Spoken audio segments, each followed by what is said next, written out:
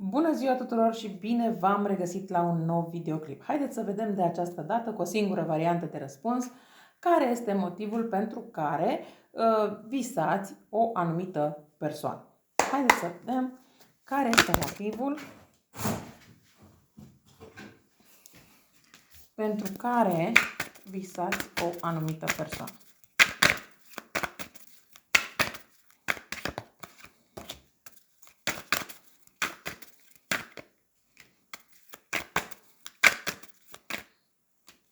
Aici, din câte văd, avem de-a face cu zodii de pământ, dar avem și zodii de apă, mai avem zodia berbec,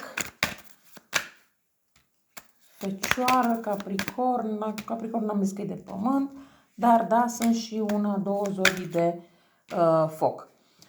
Pe lângă asta mai văd cifra 9, cifra 3, cifra 4, cifra 5. Poate că aceste cifre reprezintă ceva pentru voi. O să mut puțin cărțile mai sus pentru a se vedea mai bine. Așa. Păi aici pot să spun că această persoană pe care voi tot ați visat-o până în acest moment, cred că este la distanță de voi. Dar aici nu cred că vorbim doar despre neapărat o distanță în sensul că a plecat cu locul de muncă sau ceva de acest gen, ci mai degrabă cred că este vorba inclusiv de o separare. Pe lângă asta, ce mai văd aici este faptul că relația voastră a fost de trio sau chiar această persoană a ținut cont de părerea unei alte persoane în relația voastră. Da? Deci, indiferent că vorbim despre o situație de trio, da, cu amant-amantă, dar poate fi vorba și de faptul că a ținut cont de părerea unei prietene, mame, soră, frate și așa mai departe. Bun. Văd că voi ați avut speranțe destul de mari de la persoana respectivă în timpul relației sau în timp ce ați fost, oricum ar fi, în timp ce ați fost cu această persoană, chiar dacă a fost vorba doar despre o simplă relație, chiar dacă a fost vorba de o relație de căsătorie, indiferent despre ce tip de relație a fost vorba, voi ați avut speranțe mari, v-ați implicat destul de mult în această relație, ați depus destul de multe eforturi pentru ca relația să funcționeze și nu doar atât, dar cred că și sentimental v-ați implicat foarte, foarte mult, pe când cealaltă persoană văd că nu că nu a ținut la voi, dar nu s-a implicat atât de mult pe cât ați făcut-o voi. Pe lângă asta, n-ar fi nimic exclus că aici, printre voi, cei care ascultați acest videoclip, să fie o parte dintre voi persoane care chiar au pierdut un copil, da, pe care trebuiau să-l aibă cu această persoană. Poate că acea sarcină a fost pierdută inclusiv în urma traumelor suferite, în urma unui accident, în urma unei discuții mai aprinse, da? Deci pot fi tot felul de cauze. Dar, din punctul meu de vedere, o parte dintre voi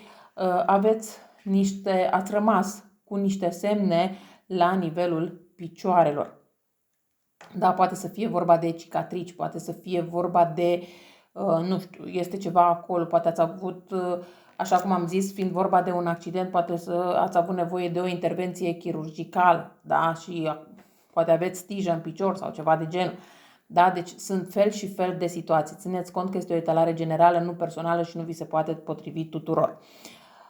Această persoană la care voi vă gândiți și pe care ați visat-o destul de des în ultima perioadă este o persoană destul de toxică pentru voi, o persoană destul de posesivă, o persoană care își dorește să dețină controlul, să vă controleze la fiecare mișcare pe care voi o faceți, chiar dacă poate face acest lucru și chiar și acum de la distanță. Nu cred că această persoană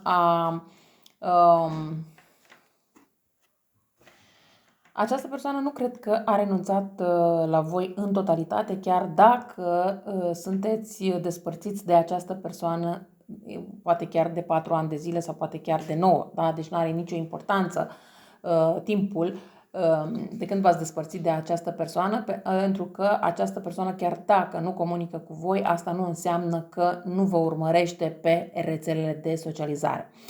Dar să revenim, aceste urmăriri pe rețelele de socializare îmi iasă foarte clar că le face pe ascuns, în sensul că voi nu știți că vă verifică profilul sau că vă caută sub orice formă sau că întreabă la prieteni, cunoștințe și așa mai departe despre voi.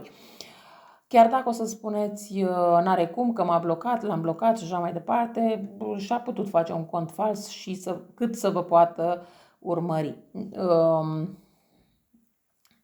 Ideea este că această persoană, pentru că trebuie să revenim la titularii noastre, de ce visați această persoană, pentru că, în primul rând, această persoană, datorită faptului că vă urmărește pe rețelele de socializare, a văzut că voi v-ați revenit, că voi, viața voastră merge mai departe, că poate există o altă persoană în viața voastră și așa mai departe.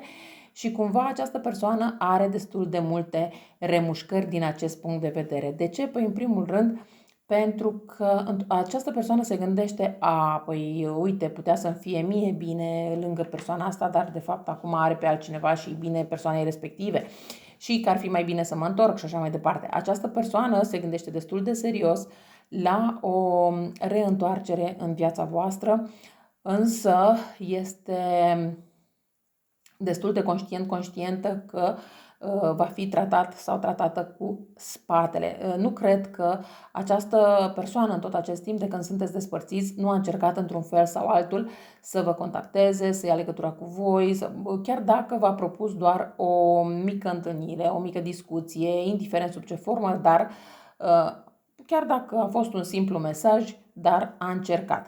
La fel se poate întâmpla și în perioada imediat următoare să încerce să vă trimită un mesaj sau să provoace o întâlnire sau ceva de acest gen, pentru că, așa cum am spus, chiar dacă această persoană este la distanță fizică de voi, asta nu înseamnă că nu se gândește să vină în locul unde sunteți voi, da? Deci nu degeaba vă urmărește pe rețelele de socializare, pentru că în permanență își dorește să știe în ce oraș vă aflați, în ce țară vă aflați, dacă este cazul și așa mai departe. Bun.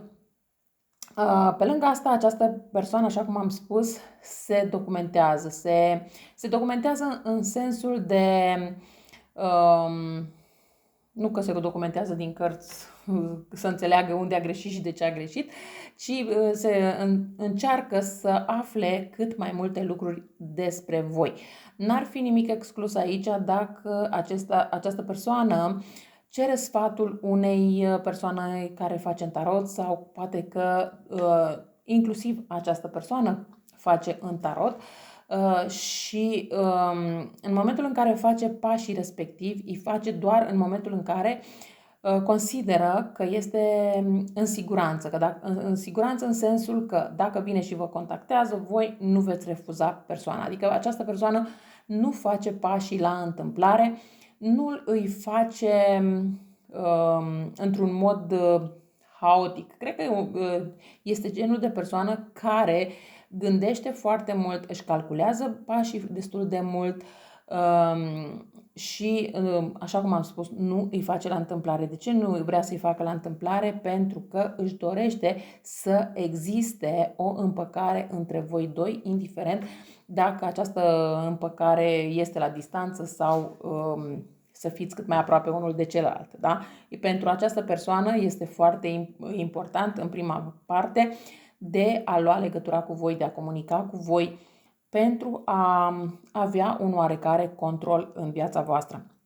Ce este foarte important aici pentru voi este faptul că dacă într-adevăr vă doriți să vă împăcați cu această persoană, în momentul în care se reîntoarce, este bine nu să-l vedeți ca pe o persoană care deja a făcut parte din viața voastră și să vă purtați cu el sau cu ea ca și cum deja a făcut parte din viața voastră, ci să vă purtați ca și cum ar fi o persoană nouă și să testați această persoană, să vedeți dacă într-adevăr și-a învățat lecția sau nu. Eu, din câte văd aici, această persoană nu prea și-a învățat lecția.